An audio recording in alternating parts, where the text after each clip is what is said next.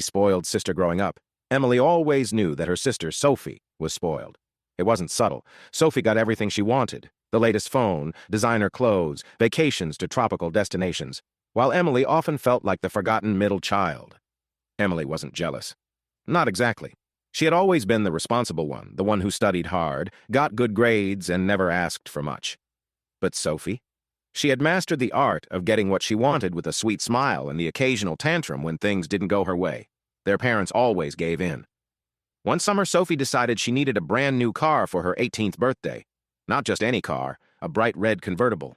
She whined and pouted about how all her friends had new cars, how it would be social suicide to show up at school in her old one. Their parents, as usual, caved and promised her the car. The day of Sophie's birthday arrived, and the family gathered in the backyard for a barbecue. Everyone was in high spirits, except for Emily, who was mentally preparing for the grand unveiling of Sophie's shiny new car. But as the afternoon wore on, something strange happened. There was no car, no announcement, no big reveal. Finally, Sophie, in typical fashion, asked, "So, where's my car?" Her parents exchanged a glance, and her father cleared his throat. "Well, Sophie, we thought about it, and we realized you don't really need a new car. Your current one is perfectly fine." Sophie's face turned red. "What do you mean, fine? You promised me a new one." Her mother smiled calmly. "We've decided it's time for you to learn some responsibility. You'll need to work and save up for a new car if you really want one." Emily, trying to hide her amusement, watched as Sophie's world crumbled.